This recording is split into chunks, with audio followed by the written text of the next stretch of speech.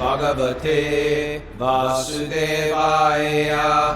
Om Namo Bhagavate Vasudevaya. Om Namo Bhagavate Vasudevaya.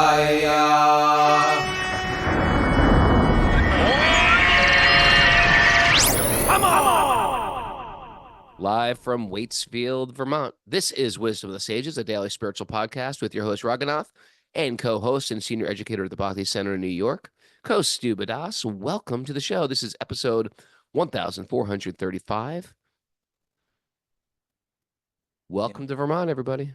Ooh, we're here at the beautiful Waitsfield Inn. We're actually here at the Swanson Inn. There's two inns. And our good friend Srinivas Prabhu runs and owns, and we're getting prasadam waffles. You don't just get waffles, you get egg-free prasadam waffles here. Me and Mara went for a great hike yesterday. Did it rain yesterday for you, or was it? What's that? Did it rain there? No, it was beautiful and sunny. Oh, good for you. Yeah, we went for a beautiful hike. And then after a hike, we went for a 9-mile bike ride. It was like, we're not leaving Waitsfield. We're going to do the exact same thing that we did yesterday today. It was exhausting. It was exhilarating. It was the fall foliage. Guess what, Kostuba? What's the difference between there and where you live? You can pretty much do all that right where you live. It's called Transcendental Wanderlust. You get to hang out with devotees. The and waffles get to are be a there. beautiful place. They got waffles. Sarah does make waffles though too. She does. We just, sometimes I like to give her a day off of waffle making. Okay, there you go. That's what it's all about. But no, we just like it's nice devotees in a nice place and transcendental vacations. I'm gonna be up there. I'm going there, Raghunath. To Vermont? Mm-hmm. Where? To the Waitsfield, or to the place that you're at. Oh, to you say you got the save the date thing in the mail for Kishore Gopi and Shami Pras? Right. Big wedding coming up. All right. But that's, when is that? May or something? In May. I think it's like right around Lord Nrsingadev's appearance. Yeah. Yeah, it's great. We could take you around, show you some little places to jump off cliffs into cold springs. Okay. Probably be a little cold in May. Let's keep this moving. Yeah. I could just jibber jabber this entire time. You know what? It's nice to talk to people in the morning. It's just that is great, but we're doing a podcast right now. Yeah, I know. That's part of that's why people tune in. It's part of it, yes. To say. A small part. You see Mara's new Wisdom of the Sages shirt in autumn brown. Fall colors. She's got her fall colors, yeah. Mara, what do you got to say? Merch Monday, right? That's right. Yeah, I forgot most of my clothes. I do this whenever I travel. I just I opened my suitcase and I was like, I brought nothing. I brought no pants. You can't even see. I'm wearing shorts right now. Okay. I just forget to pack things. It's Wear Your Merch Monday. Please help us promote the show by wearing your Wisdom of the Sages merch. Take a picture and share it on social media. Tag us on Facebook and Instagram, and we'll share your post too. Also, we often get asked how individuals can contribute to supporting Wisdom of the Sages through service. So we've sent out a survey to those on our mailing list to get feedback on the experiences and capabilities listeners who would like to serve our community in some way. We'll collect the info, and when the need arises, we'll reach out. So be on the lookout for that email, and thanks for your ongoing support. It's great. They put that thing out just yesterday, that survey, and already over 60 people have responded to 50. I think it was 59 this morning. Hey, you know what else is good is that Joe Rogan clip that we made for Wisdom of the Sages. So many people got shared by 160 people. Another way you can help us share a clip Saturday Thursday, or something like that. Well, here's the deal. How about whenever we put out a clip, one way to support what we're doing is you see a clip that we put out in Wisdom of the Sages Instagram. Share it with people. We got Instagram, repost it, TikTok. We're on TikTok. We never talk about that. I didn't even know we were on TikTok until yesterday. But the point is, sharing this stuff actually this is how people spread the word in Kali Yuga through these methods. And sometimes it can trigger a person to be like, you know what, that makes sense. So if there's something that resonates with you, share it, send it to friends, etc. Put it on your stories, etc. It sounds almost silly saying that, but it actually makes a difference. What if it doesn't resonate with them? Don't share it. Oh, okay. I thought you said share it anyway. Oh, Linda says over 300 shares for that Joe Rogan clip now. Oh, It was man, that thing's 150 going viral. yesterday. Yeah. Nice. Anyway, that's what's the latest. Okay, let's get into this now. We got a nugget to share. I'm in it. I'm in it. I think you should get into it now. I'm here. I'm ready. Okay, here's the nugget today. This is from the Reverend Martin Luther King Jr. All right. I believe that the unarmed truth Mhm. and unconditional love will have the final word in reality. Unarmed truth. What do you think of that phrase, Kostuba? Unarmed truth. Unarmed truth. Truth. You know, we need, we need to be truth speakers, and it also needs to be for the cause of compassion, for the cause of the good of everyone, right? Not for the, not motivated to tear down, to harm, to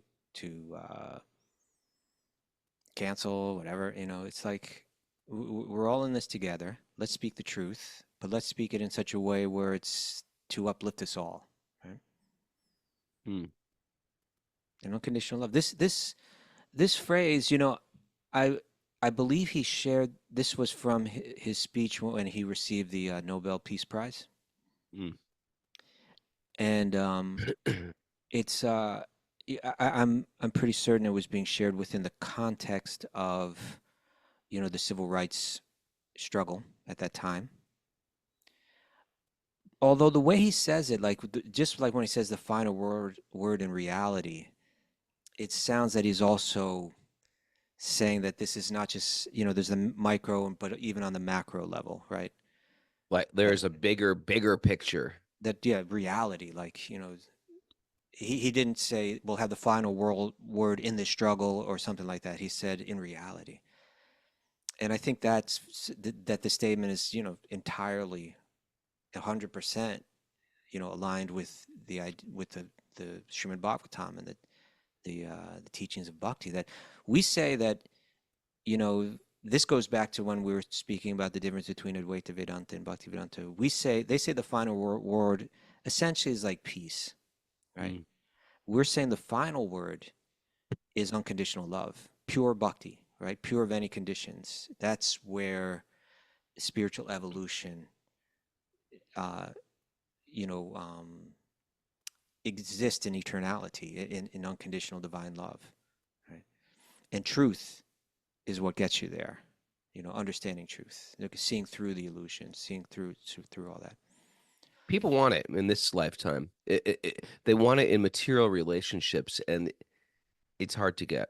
It's hard to get, and don't put up, don't bank on it. Your unconditional love comes from your relationship with God, not from a person. People fall short sometimes if we put too much expectations on people. You can find good people, keep good people in your life, but that unconditional love is actually that's coming from God. What do you think Oh, about you're saying, that? okay, well, yeah, but I think also there's the unconditional love that we feel, and that's uh, on the highest level. That's unconditional for every living being, right? Well, Even it's our feeling towards God. I think it's inherent that we want unconditional love and we want to we want to be in an unconditional loving relationship, but that's exclusively for God. well, but through God, with everyone. Or we don't have to love anybody else. No, Where I you don't coming love anybody except God. A lot of people are like that, right? Yeah, a lot of people are like that. That's not what I mean. You eventually, Okay. you Just wonder, will what love do you mean on everybody, this Monday morning, Reverend?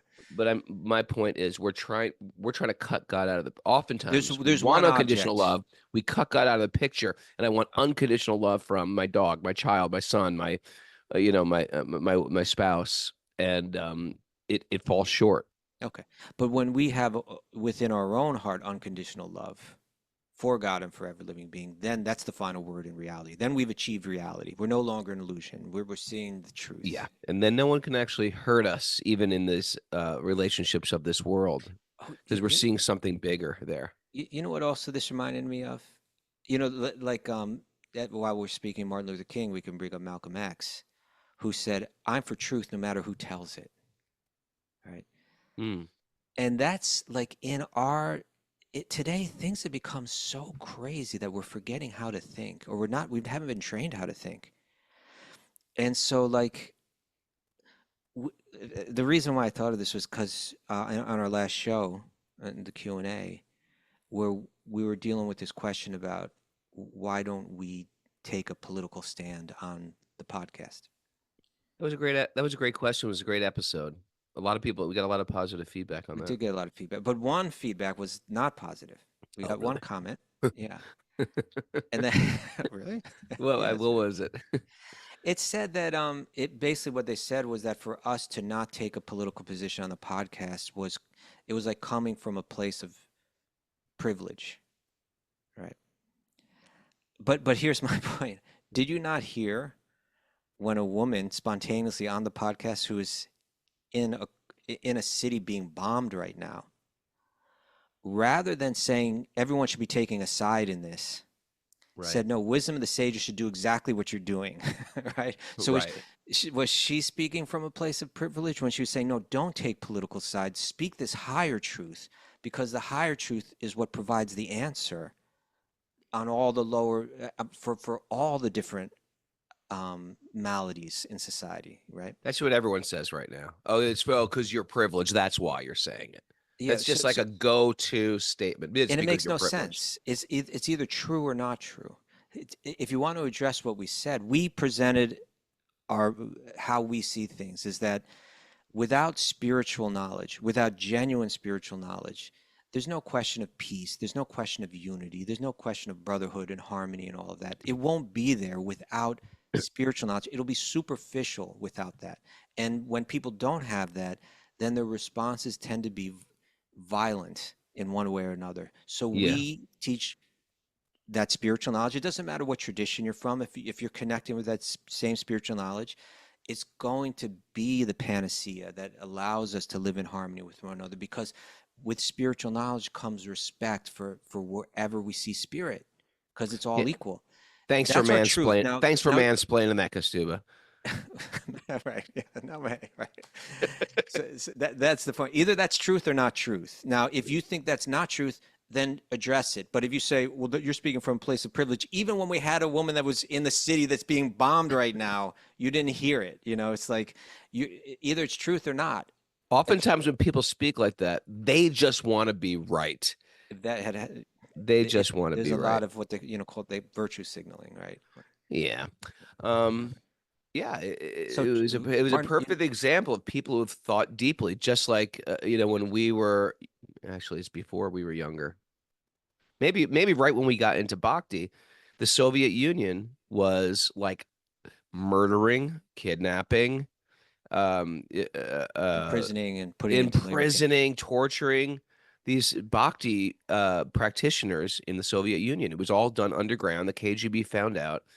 Yet they had a mood of, you know what, it wasn't their mood. Our mood was we cared about them because we weren't there, so we wanted to reach out.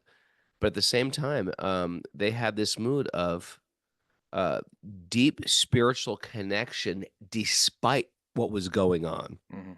And that's why the thing is, it's got nothing to do with our political situation. It's got to do with the mood of the heart. Sometimes we can have a very free country, but there's no. Sometimes that free country can destroy the spiritual impetus to go inside, and that's why we hear about great Bhakti practitioners doing things that are almost harmful to put themselves in distress to reach higher, like Queen Kunti praying for calamity. Because then I'm very, very connected with you. Whenever there's calamity, I'm very connected. It's not happening to me. It's happening for me. And so the consciousness isn't, let's change the external. Then we'll all be happy. No, you could have everything going smoothly, and you could be in total Maya. It's got nothing to do with outside. It's got to do with inside. And that's what we're pushing. And that's what we've thought about it. It's not like we're bailing on it. We've already thought this thing through. Now, if you want to address our thoughts, then go ahead. But if you're just going to say, "Oh, you're saying that because of the situation, and therefore I don't accept it," it's either true or it's not true. Yeah. You Very know who I got interesting. this from too? Yeah, it was just I finally on your coaxing, I read Yeah. Leo Tolstoy's Father, what's it? Sergius. Sergius. I read Father Sergius. When did you read it? Last couple days. Okay. How do you like it, Rogan? Well, it was great. I thought it was a lot of it was great. It was a lot of the thoughts because he became a monk, but it was a lot of the thoughts that I went through as a monk, a lot of the struggles I went through as a Okay. monk, a lot of the strengths I went through as a monk, a lot of the deep, The fighting back and institutional, forth with the senses and the mind as a monk, and also then the he institutional kind of institutional circumstances. nonsense that he went through as a monk, and then he just said, "Okay, I'm going to cut off my thumb." He cut off his thumb. Do you remember that part? I do remember that. I've talked about it on the show like last week or Okay. something like All right. that. I know I wasn't listening.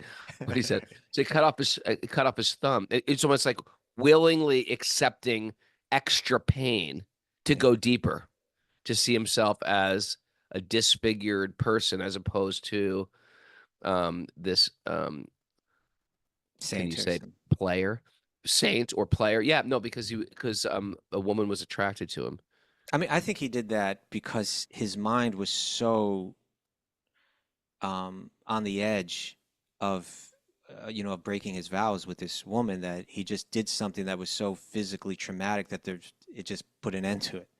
Oh, that's why I did it? I thought he Yeah. did it to make himself look like ugly as a thumbless man. No, no, no, no. It wasn't that. Okay, It I was it missed was that. like I'm a this woman is like seducing me, and this is once I do this, it's over. There's going to be no Right. question of going any further. Yeah. Anyway, So you've been walking in the forests of Vermont and reading Tolstoy, kicking yeah. back there, having waffles. I could see you kind of like smoking a pipe and just like having You in see a the rocking chair by the snowshoes? fire You there. see the snowshoes behind me? Well, Yeah. tomorrow it's all going to change because tomorrow or the day after tomorrow I head to Florida for the Florida incarnation of Raghunath. Okay. Yeah, where I'm teaching a bunch of second generation devotee kids jujitsu and boxing. Was that what you were doing down there? Well, I'm gonna. My son just called me up. He's like, "All my friends want to learn how to wrestle and fight." So I was All like, right. "All right, let's do it. We're gonna do It's all that the every rage day." now. Huh? It's all the rage. It's all the rage. Yeah. All right. Shall we dip into Bhagavatam? Yeah. Narayanam namaskritya naram chaiva narotamam devim saraswatim vyasam tato jayam madhurayat. Before reciting the Shrimad Bhagavatam, which is our very means of conquest, one should Offer obeisances. offer obeisance to the Supreme Lord Narayan, unto Narayan Rishi, the supremest human being, unto Mother Saraswati, the goddess of learning, and to Srila Vyasadeva, the author. Nasta prayeshu badreshu nityam bhagavat sevaya bhagavati tamashloke bhaktir bhavati naishtiki. By regular attendance in classes in the Bhagavatam and by rendering service to the pure devotees, all that is troublesome to the heart will become eradicated, and loving service to the Supreme Lord, who is praised with transcendental songs, will be established as an irrevocable fact. Om Jnana Timarandasya Jnananjana Shalakaya Chakshurunmidatam Yena Tasmai Shri Gurave Namaha. I was born in the darkness of ignorance, and my teachers are opening my eyes with the torchlight of knowledge. I offer my obeisances at their lotus feet. Reading from the Shrimad Bhagavatam, Canto 8, Chapter 3, Text 16. 16. 16-ish. All right. The prayers continue of the elephant, the beautiful talking elephant, Yes. Okay, here we go. Gajendra. My Lord. Oh, we did this one. Text 17. Since an animal such as me, he's not being humble, he's actually an elephant. Since an animal such as me has surrendered unto you, who are supremely liberated, certainly you will release me from this dangerous position. Indeed, being extremely merciful, you incessantly try to deliver me. By your partial feature as Supersoul, the Paramatma, you are situated in the hearts of all embodied beings. You are celebrated as direct transcendental knowledge, and you are unlimited. I offer my respectful obeisances unto you, the Supreme Personality of Godhead. Text 18. My Lord, Those who are completely freed from material contamination always meditate upon you within the cores of their heart. Hmm. You are extremely difficult to attain for those like me who are too attached to mental concoction, home, relatives, friends, money. You froze up You there. are, Friends, what's that? money. Friends, money, servants, assistants, relatives. Yeah, it's like Father Sergius. Father Sergius just became sort of a ornery old hermit, you know? He was like from a princely family. He just became an ornery old hermit. Ornery? He had a little bit of ornery in him. You don't I think guess so? eventually. Yeah, especially, yeah. I think he was a little ornery. Go away, you know? It's like an ornery and there's like one side of that as well, you know? Do you remember Iendra used to have on his door? He used to say things like "go away" or things like "do not enter, or you will destroy your spiritual life" on his door of his room. It was a desire to be a recluse, you know. You are the reservoir of all enlightenment, the supreme controller. I therefore offer my obeisances to you. Yeah, let's just for a moment, and this, of course, is something we come up across a lot of times, because Bhagavatam is always it wants to shake us up. It wants to break our attachments to the things of this world, not neglect them necessarily. But when it says, he's saying that those that are completely free of material contamination, that word contamination is, I don't know, might be kind of triggering, right? But it's like saying I like it. you like it, okay. But I it's like that kind of, world There's contaminating association. There's contaminating food. There's contaminating thoughts. There's contaminating media. all right. You know, I love it. I'm going to say contamination Oh, all day I today. didn't It's a say great word. everybody's triggered by it, but I think some people might, but in any case, it's saying that our minds are conditioned to think a certain way. That's the contamination, right? Yeah. But those that are freed of it, they always meditate upon you within the cores of their hearts. They have this mind that's free of the burden of all this materialistic strategy. They have a mind that's free of the burden of all this materialistic attachment.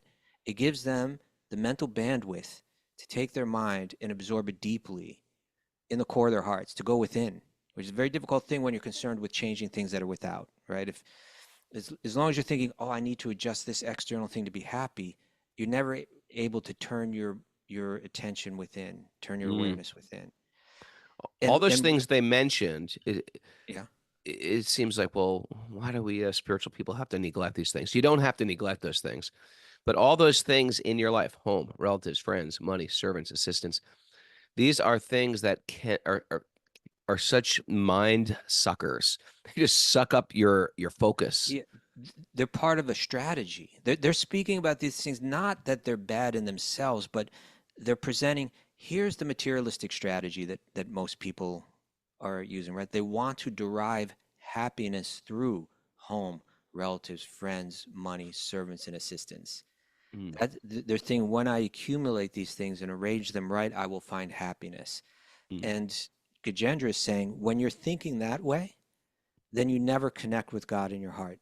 You never achieve this higher stage of awareness. So it's not saying neglect them, but it's saying don't make that your strategy for finding I like happiness that. in life. Yeah. Yeah. And what we do is some systems of yoga would say cut them. They're all Maya. That's All one of them are Maya. approach. That's one approach. They are not yours. They are not yours. They will not be. And Father Sergius, he did You're that a into lot. Father Sergius. That was a good book, right? Well, I read it, and now it's like in my mind. But Yeah. he was just like at the end of his life, he was just like, it's all meaningless. I could go back to my children, but they don't even remember me. My wife is dead. It's all nothing because he got freed from jail. He Yeah. was at the end. He was in jail. Am I mixing it up with the No, second you're story? mixing up stories. He wasn't in jail. I'm mixing up. Because in the end, he was in jail. No. That was the that was There's another that was that story. rerun of Beretta that you were watching online. Columbo. He was never in jail. That's right. There was another story right after that story. It was like a whole collection of short books. But anyway, But no, one important thing about Father Sergius in connection to this is that bring it back. Bring it back. Right? He read the book So wait a yesterday. second. Father Sergius never went to jail. Did you read it together with Mara? Yeah. And when I say read, I mean we went on long car trips. You meant she read and you were asleep. No, we listened to audiobooks. Okay. Now here's the thing, Greg. So Father Sergius, and it totally relates to the point that you're bringing up.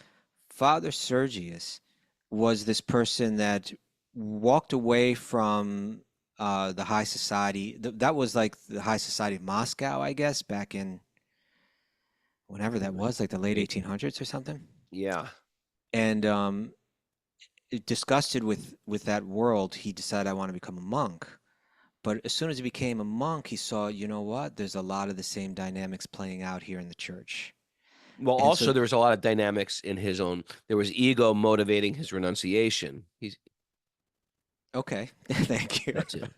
Thank you. And so seeing these same kind of dynamics playing out in the church, he asked, I want to just become a recluse. And he kind of like got the reluctant approval of the church elders to go out and just live as a hermit. And then, so he did exactly what you're saying, in a sense. He walked away from home, from relatives, from friends, from money, all of that. He walked away from it in order to find God.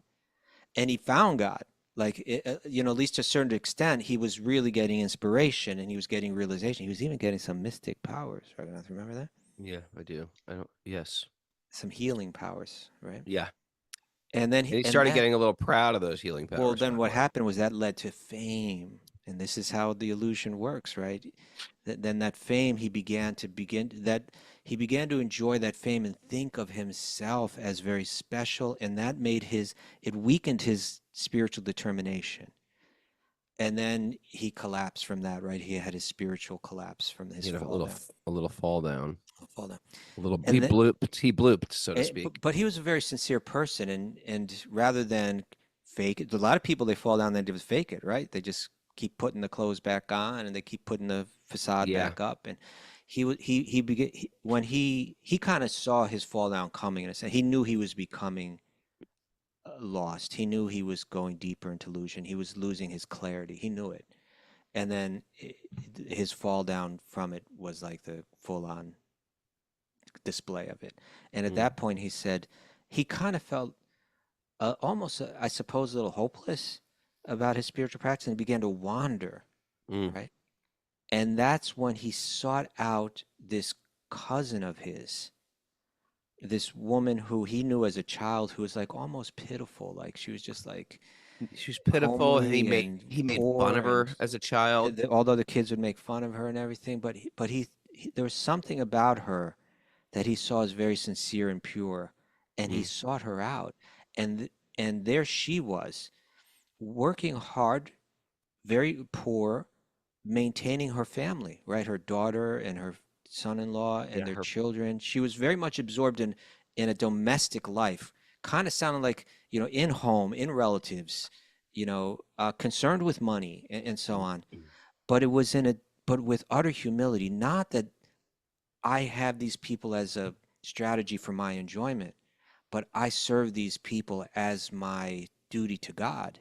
And she was very deep in her spiritual consciousness, and he recognized, you know what? In this person who's not a recluse, who didn't walk away from the world, who's right here absorbed in the world, I see the true spiritual understanding. Well, in Bhakti, we do this, and we take our home and we say, you know what? How can I invite saintly people to my house? We have a program at our house. How can we read at our house? How can we have kirtan at our house? Sometimes we're in a situation we can't. So we have a part of that house that is a sacred place for us. That way we make our home a spiritual place.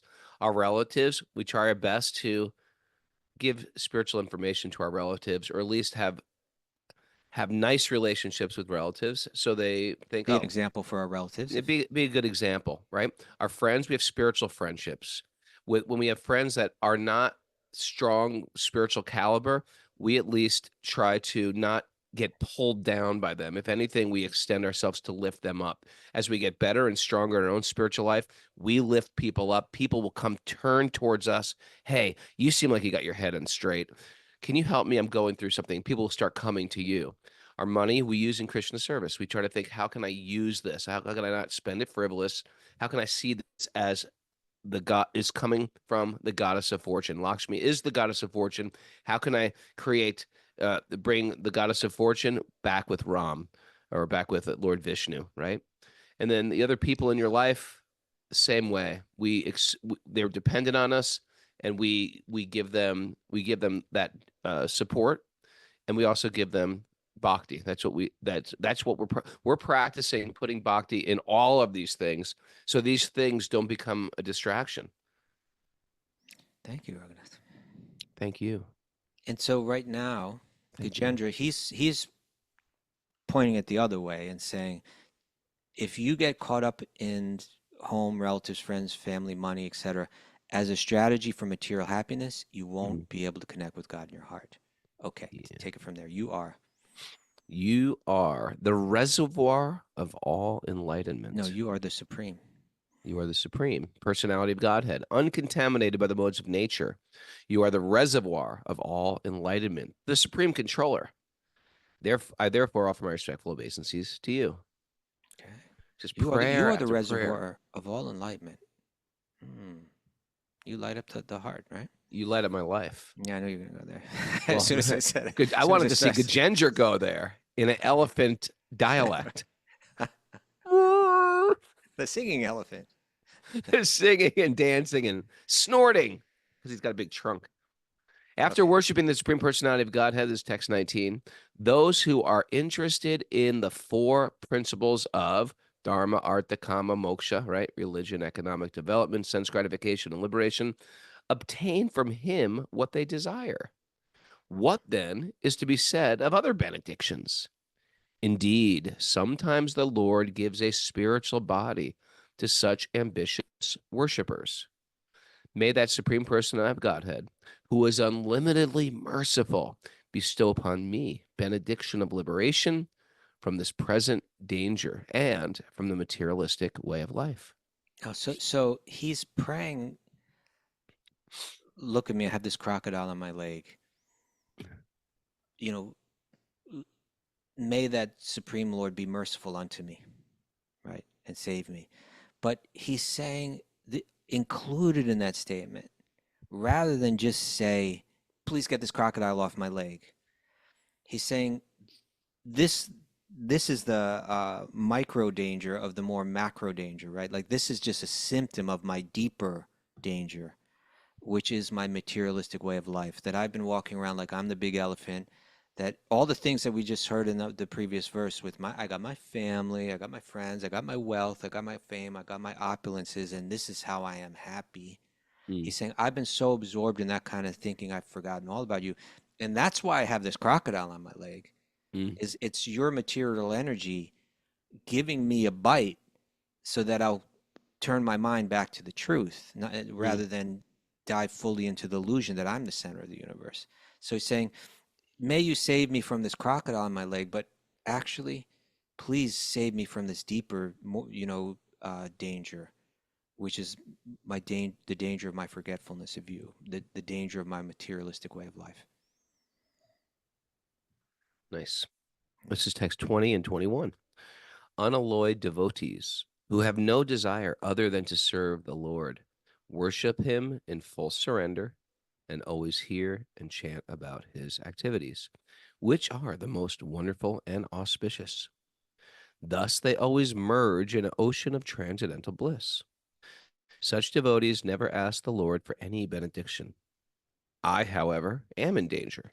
Thus I pray to that Supreme Personality of Godhead, who is eternally existing, who is invisible, who is the Lord of all great personalities, such as Brahma, and who is available only by transcendental bhakti yoga.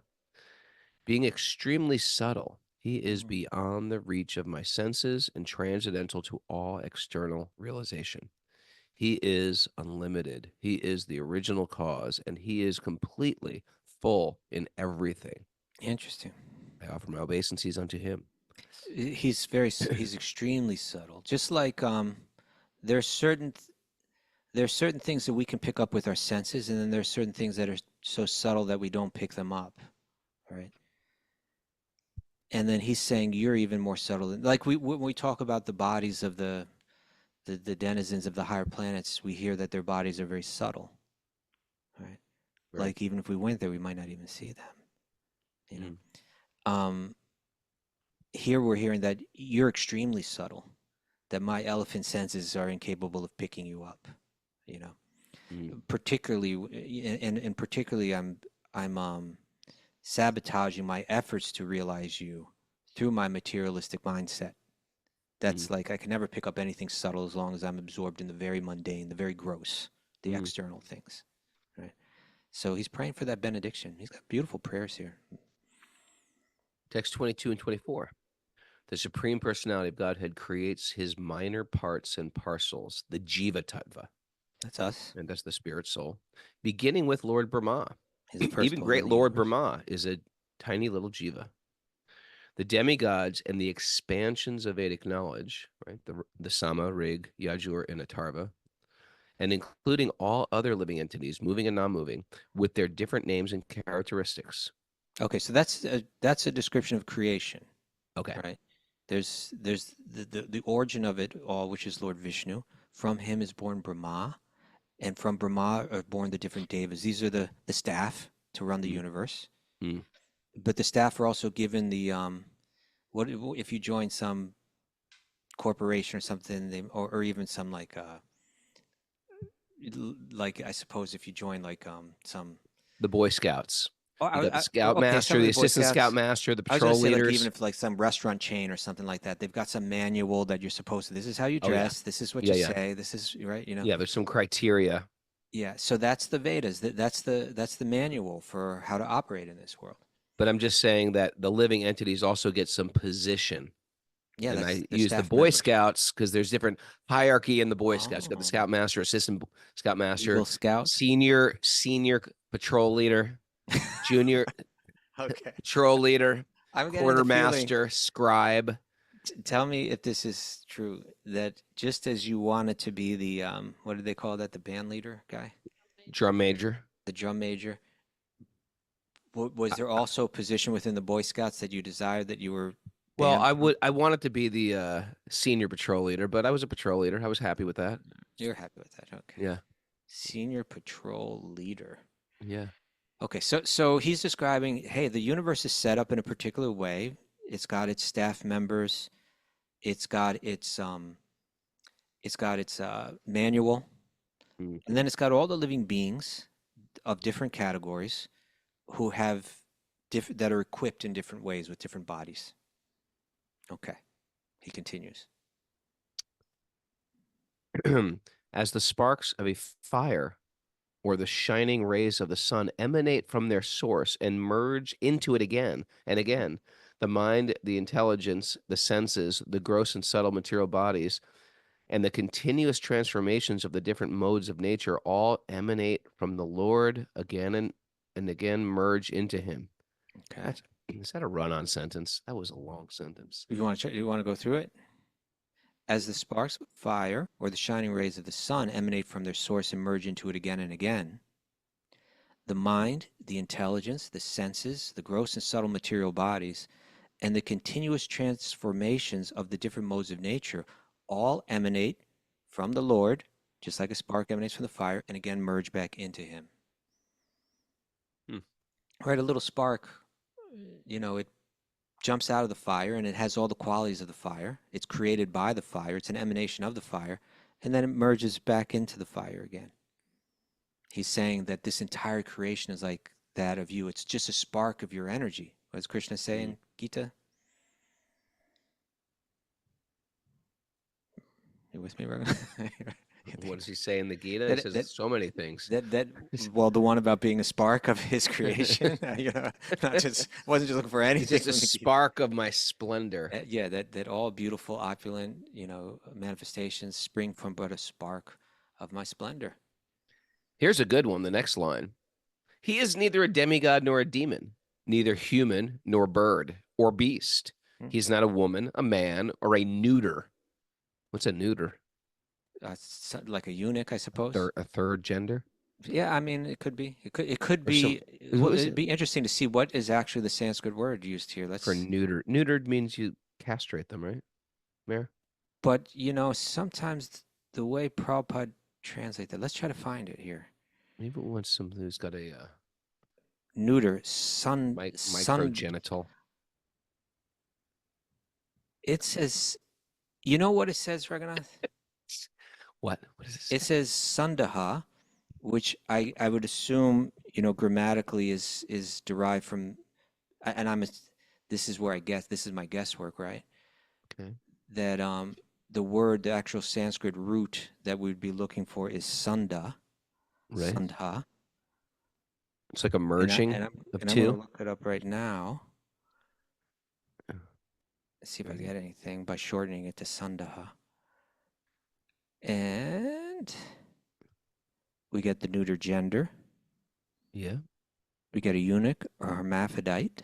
Hermaphrodite. So it's like the small percentage of people who are sort of between genders. But this is the thing. This is just where my mind's going with this, right?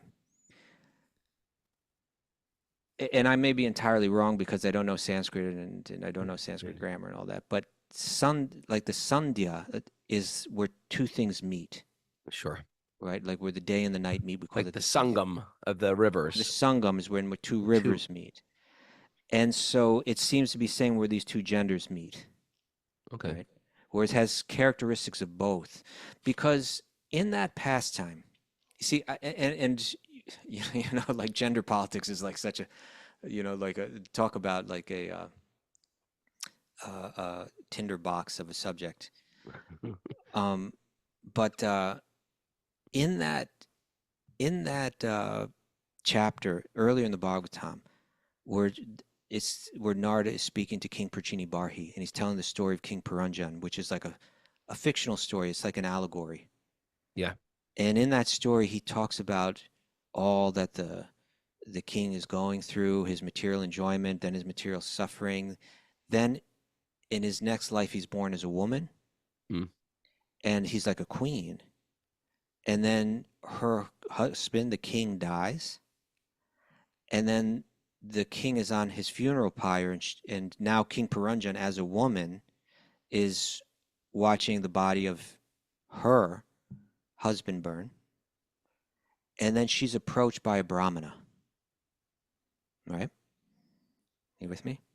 I'm trying to follow you. Just give me a little something. Yeah, I'm trying to listen. Or something like that. Anything. Anything well. So now King Puranjan is a woman watching her husband burn, and a Brahmin comes, and that Brahmin represents the Paramatma, God within the heart, Lord Vishnu within the heart. And then that Paramatma says, "Don't you remember me? I'm your old friend." So like, don't we remember God within our own heart that's been with us through so many lifetimes? He said, "I've been with you for so long. We were very far from our home." Right? That's where that's people ask for a quote. Anyway, that's a whole nother topic, but a quote that we were with God in the past, that we had a home, a spiritual home that we fell from. There's a quote where it's saying that we are very far from our home, that we're meant to return to. And he says, we've been through so many, you've been through so many different identities and different circumstances in so many different lifetimes. Sometimes, and he says, sometimes we're a man, sometimes we're rich, sometimes we're poor, etc. Sometimes we're a man, sometimes we're a woman. And then Prabhupada quotes the next one. The translation I think he says is sometimes we're, I think he says a eunuch there. I think he says a natural eunuch, I think is what he says. Anyway, I think the easiest way to say it is... I haven't completed my point yet, Raghunath, okay? I think I haven't completed my point. The point is, where am I going? There's a small percentage that's somewhere in between. No, but here's my point. I believe that what was meant there, because it says the word that's actually used there is both. Sometimes we're both. And the way that I understand that is sometimes we have the physical body of one gender and the mental body of another. Yeah, but sometimes there's also genital issues in infancy. Yeah, that's possible, but the parent and the doctor has to make a choice: is it a boy or a girl? The impression it's I a very got from, okay. I understand that, Raghunath. You're not all right. So educating me on we don't have to anything keep going into this thing. We get it. We get it. I Sometimes you're a little wasn't bit keep mixed. going to it. I was just getting to it. But you're in. Fine, Reverend. Let's continue. Yeah, sometimes you're a man, sometimes you're a woman, sometimes we are not man, we are not woman, we are not even um something in between. We're none of those things.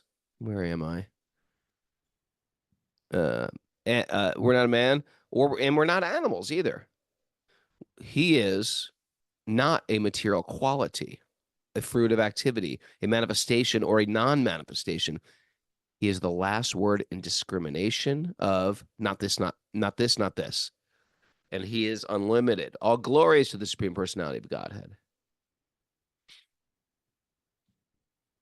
Still there? Yeah, I'm here. Okay. I do not wish to live anymore after I am released from the attack of this crocodile. What is the use of an elephant's body covered externally and internally by ignorance? I simply desire external liberation from the covering of ignorance. That's all I desires. I simply desire, eternal liberation from the covering of ignorance. That covering is not destroyed by the influence of time. Interesting. Now, fully desiring release from my material life, I offer my respectful obeisances to that supreme person who is the creator of the universe, who is himself the form of the universe, and who is nonetheless transcendental to this cosmic manifestation. He is the supreme knower of everything in this world, the super soul of the universe. He is the unborn, supremely situated Lord. I offer my obeisances unto him. I offer my respectful obeisances to the Supreme, the Super Soul, the Master of all mystic yoga, who is seen in the core of the heart by perfect mystics when they're completely purified and freed from the reactions of fruitive activity by practicing bhakti yoga. My Lord, you are the controller of formidable strength in three kinds of energy. You appear as the reservoir of all sense pleasure and the protector of the surrendered souls. You possess unlimited energy, but you are unapproachable by those who are unable to control their senses. I offer my respectful obeisances unto you again and again. I offer my respectful obeisances unto the Supreme Personality of Godhead, by whose illusory energy the jiva, who's part and parcel of God, forgets his real identity because of the bodily concept of life. Boom, that's it right there. I take shelter of the Supreme Personality of Godhead, whose glories are difficult to understand. We just forget. Isn't it interesting? We just forget. Sri Sukadeva Goswami continued. Are you there, Kostuma? You're very quiet. I'm here, yeah. Okay. When the king of the elephants was describing the supreme authority without mentioning any particular person, he did not invoke the demigods headed by Lord Brahma, Lord Shiva, Indra, and Chandra. Thus, none of them approached him. However, because Lord Hari is the super soul, Purushottama, right, the topmost being, the personality of Godhead, he appeared before Gajendra. So after all those prayers, here comes Lord Vishnu. After understanding the awkward condition of Gajendra, right, it's very awkward. He's saying these prayers, he's in a lake, and he's got this chomping alligator or crocodile on his leg, clamped on. After understanding this awkward position of Gajendra, who had offered his prayers, the Supreme Personality of Godhead, Hari, who lives everywhere, appeared with the demigods, who were offering prayers to him. Carrying his disc and other weapons, he appeared there on the back of his carrier, Garuda. With great speed, according to his desire, thus he appeared there on the back of Garuda with great speed, according to his desire. Thus, he appeared before Gajendra. Gajendra had been forcefully captured by the crocodile in the water and was feeling acute pain. But when he saw that Narayan, wielding his disc, was coming in the sky on the back of Garuda, he immediately took a lotus flower in his trunk, and with great difficulty, due to his painful condition, he uttered the following words. Right? He sees the Lord coming and he wants to make an offering. O my Lord, Narayan, Master of the universe, O Supreme Personality of Godhead, I offer my respectful obeisances unto you. Therefore, seeing Gajendra in such an aggrieved position, the unborn Supreme Personality of Godhead, Hari, immediately got down from the back of Garuda by his causeless mercy and pulled the king of the elephants, along with this crocodile, out of the water. Then, in the presence of all the demigods who were looking on, the Lord severed the crocodile's mouth from his body with his disc. In this way, he saved Gajendra, the king of the elephants. Harry Bowl. That's the chapter. That's the chapter. Woo!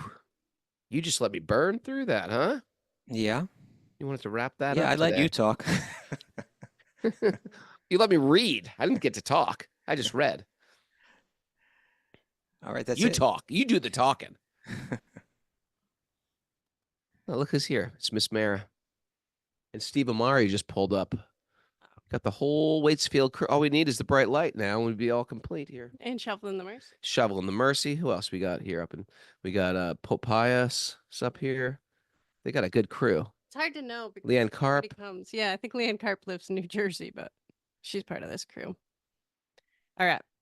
The final word is unconditional divine love. Hmm. Understand truth to get bhakti. Yep. Cultivate unconditional love for God and every being. Yep. Spiritual knowledge is the panacea. It is. You can't turn your awareness within when you're trying to change externals. Yep. I have to think about these. Friends, family, and home aren't a strategy for happiness. No. No. There's got to be a more subtle happiness. And then it could include friends, family, and home, but that's not the necessary go-to for happiness. It could sometimes be the opposite of happiness. It could be total distress. The crocodile on our leg is just a symptom of our materialistic way of life.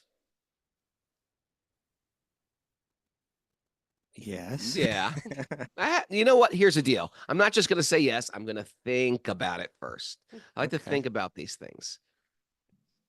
You're very thoughtful. And What? Are you being sarcastic? Just said you're No. very thoughtful. No, I was being serious. Defensive. And sometimes you're a man, woman, both, or a eunuch. Well, isn't a eunuch both? No, It's not. What's a eunuch? not really. Well, like a hermaphrodite might be. Yeah, hermaphrodite is both. All right. So what's a eunuch? Castrated male. Castrated male. We sure about that? Yes. Okay, everybody. Thank you for joining us this morning here. Adam Benoche is in Vermont. Steve Amari is in Vermont. Steve Amari's here. Harry Bowl, Steve. He just cruised in the pickup.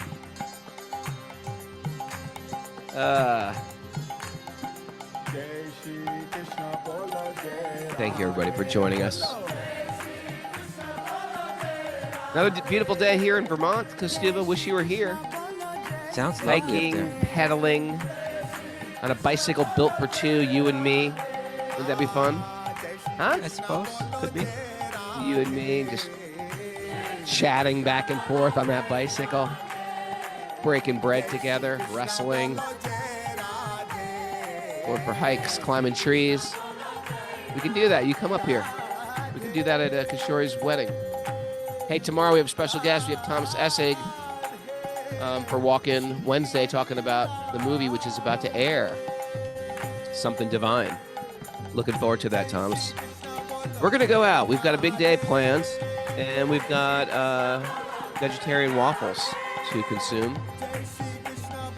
Thanks, everybody. Beautiful day for a beautiful day. See you tomorrow morning. Let the magic continue to flow in a big, big Harry Bowl. As Steve Morris say. There he goes.